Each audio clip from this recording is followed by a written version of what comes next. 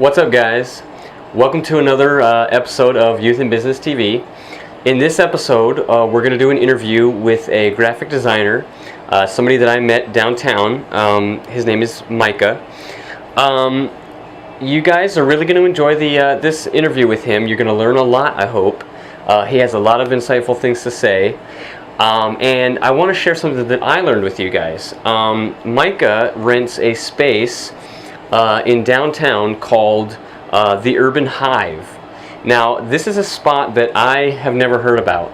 And basically what it is it's a communal workspace for people in business.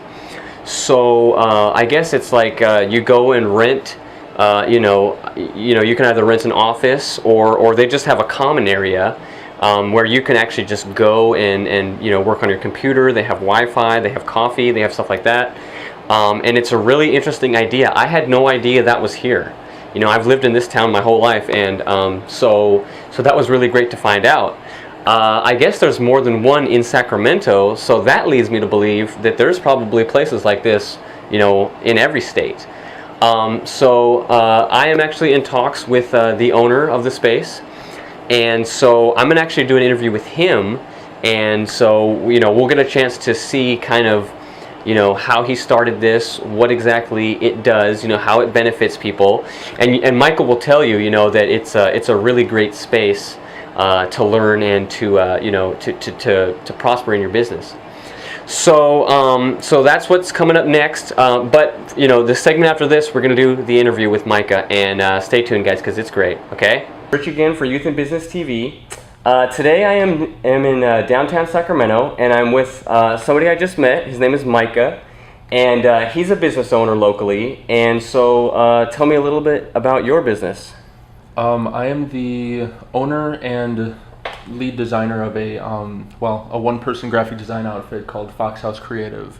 I've been a graphic designer for about 10 or 11 years now, but I recently moved to California, and when I moved here I decided that I wanted to kind of take the entrepreneurial approach to it rather than applying for jobs and going through that situation again. I thought that freelancing would be kind of a charming way to switch things up now that I moved out here. And it's been going very, very well. Yeah? Mm-hmm. So how did you transition from working at a business to actually owning your own business? Well, the nice thing is that working for companies as a graphic designer, you get to know how to work with clients. You get to know what expectations people have, and I'm going to drop it right there. Well, you kind of know what they're looking for. You have the experience, right? Yeah. I have the graphic design experience, and working for companies, you get to see how companies are used to operating with clients, and then you just kind of pick some of that up. So you know that when you walk into a photo shoot, you need model release forms. When you hand files over to a company, they need to be in certain formats and all of that kind of stuff. And so I took all of that knowledge with me. I also bought a ton of books and spent a lot of time online seeing, like, okay, as a freelancer, how do I need to be set up legally? How do I need to be set up for taxes? What kind of forms do I not have prepared yet? Mm-hmm. And so it took me a little while to get all of that in order. And then as I was doing all of that, I was also networking, trying to meet people, mm-hmm. Trying to find clients so I could actually have jobs to get paid and pay rent. to live your life, right? Yeah. So was it easy to transition? I mean, was it what I'm saying is, are you like a totally independent-minded person where you have to do your own thing? That's me, have to do I can't work for somebody. Are you that kind of person, or are you the kind of person that it's not like that and maybe it was a little more difficult, but you're kind of glad you made that mm-hmm. jump? It goes both ways for me. I can be extremely independent, and I really love the flexibility of the job. I love being able to take a day off whenever I want. Mm-hmm. I love being able to pick and choose who I work with rather than just taking anyone that comes along. Mm. And so in that regards, it's really nice because I kind of get to curate the entire lifestyle around being a designer a little more. Yeah. the stability of actually working a 9 to 5 for somebody else. You know, it's a stable job, and that's very attractive. And somebody else handles all the paperwork, and you just have to show up at 9, and then you leave at 5, and your brain turns off, and you get to worry about the rest of your life. And that's very attractive. You know, one thing about being a designer or about being an entrepreneur is that you live and breathe your business. You know, I get emails and calls from clients at 10 at night if there's an emergency with a website or a file, and I'm like, oh well, I have to take care of it. You're still on the clock. Yeah, I'm still on the clock. Yeah. So something I find is funny. Sorry to interrupt. Something I always find funny is people think, you know, being your own boss and doing stuff like that, you're off all the time. You're taking it easy. You're drinking coffee at 10 a.m. and stuff, and people say, oh, you know, every day's a vacation for you. But I would say the opposite. I would say you're always on. Like Micah just said, you know. People are calling you at 10 p.m. People are calling you at, you know, ungodly hours, and you got to do it. You got to perform. You know, you got to be there for them. So it's one of the things that is a really good mark of an entrepreneur that is starting to hit their stride and starting to understand how to run a business effectively is setting constraints and saying, okay, I'm available to my clients between 9 a.m. and say 7 p.m. is your cutoff, or I'm going to take every Wednesday off, or I'm going to take every Friday off, but I'm going to work longer hours to make up for it. And so once you actually start setting those constraints up, that will really, really help you from separating your work and your life so you don't feel overloaded. Yeah. You know, because, I mean, I would say for the first 6 months that I was freelancing, I felt like every second of my life was graphic design, and it was fun in a way, but also I knew that it wasn't sustainable. Yeah, you're not a machine. You gotta eat, you gotta sleep. I have to like enjoy other things about my life. You know, I have hobbies, I have a girlfriend, I need to put time into other things too. Yeah, cool. So what kind of advice would you give to our young viewers about maybe starting your type of business, or just business in general? I would say one of the most helpful things that I've run across, both over my, the last 10 years of me designing, and then especially being a pure entrepreneur for the last 10 months, is that finding someone older than you that's successful to mentor you is probably one of the quickest, best ways to actually take your business and start legitimizing it and making the right choices and using their experience and their mistakes to figure out how to not jump through those hoops. And so if you know somebody that has a business and you want to create a similar business, ask them tons of questions. Ask if they would be willing to be your mentor, and use them as a resource, because they will know all sorts of things that you would never even consider asking them. And having that type of leadership is really beneficial. Did you have someone when you started doing your business? Did you have kind of a mentor or someone that took you under their wing, or somebody you looked up to, or were you just kind of doing it, braving it alone kind of thing?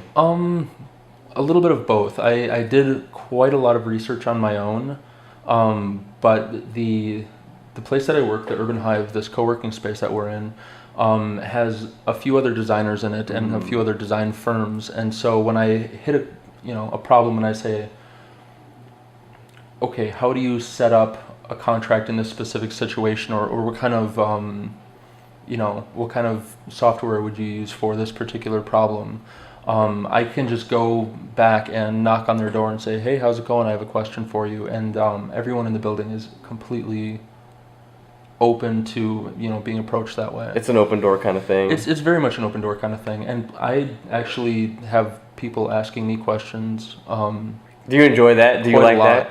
Yeah, it's fun. I mean, I love feeling like I'm returning the favor, that I'm helping out other people, and then also I feel that if people are coming to you to ask you questions about your business, it kind of legitimizes you, that you are in fact doing things correctly, and people can actually see that you are successful for certain reasons. And so it's kind of flattering, but then also it's nice to, like I said, return the favor. Cool. So So what's another thing that young people can do? So for example, you said, try and get with somebody that knows what you're trying to get into. Mm-hmm. Are there places where you can meet people like that? Are there ways? I mean, what I've done in the past, and I'm not a big fan of it, but there's like event mixers where you go and you kind of meet other business owners. They're not necessarily in your industry, but they're just all different types of people. Yeah. Do you do those things? Do you recommend those? Is there something else where you can meet a lot of people like that you know of? I've done a lot of networking events like that. Yeah. And I've stopped doing them because they're fun to go to. You meet interesting people, you have some good conversations, maybe have a couple of drinks and, walk around. But they're not beneficial. Like everybody is there looking for how to help themselves. They're not looking how to help other people. And so that makes it a little more cutthroat in that type of environment. The two things that I've found where I've gotten the most help actually is joining groups that are completely and totally unrelated to my business. Like what?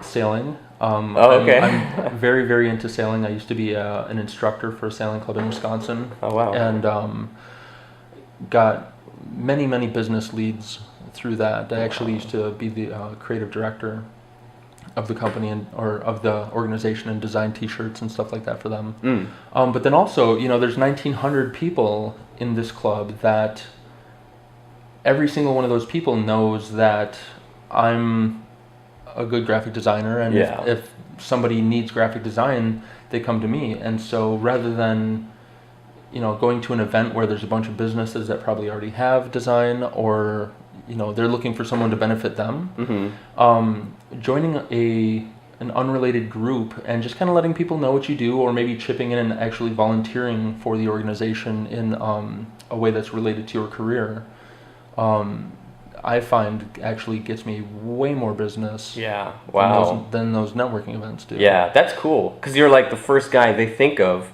when they think of a graphic person, right? Yeah, exactly. Yeah, they're like, oh, Micah, duh. Yeah, they're like, well, my friend's my friend's going to start a business. They need X, they need whatever. Right. Who do I know that does that? Oh, yeah. This guy that does it for the club, and he's doing it rather successfully for the club. And so that's a great way to stand out. Sweet. That is really awesome. That's something I never thought about, guys.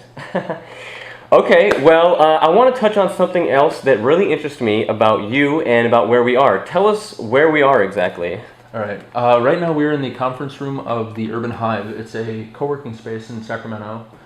And a co-working space is pretty much like a private members-only coffee shop. You show up, you grab a seat at a table, you get out your laptop, you drink as much coffee as you want, and there's really good internet, and you're surrounded by people that you know. And so it's kind of like an office environment, because you're surrounded by other business people that are also, pursuing whatever their goals are.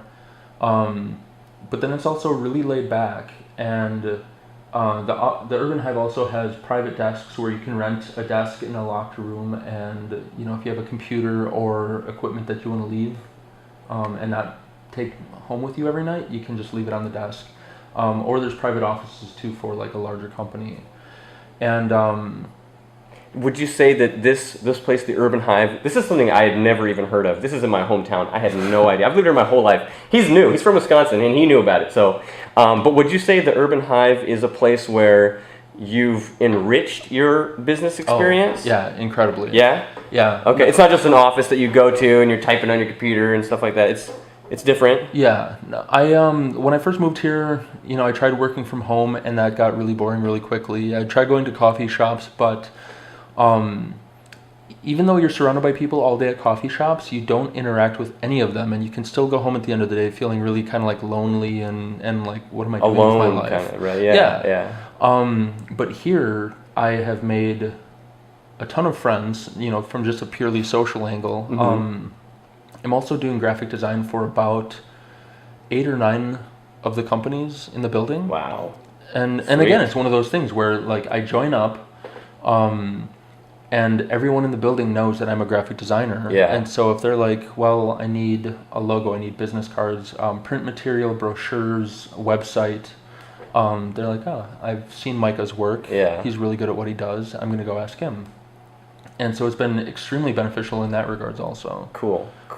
And then, like I said before, there's also other designers in the company that, or in the building. So if I have questions, I can just go and ask them directly. Yeah. So, and then they also come and ask me questions. And so there's that kind of mutual motivation. Yeah.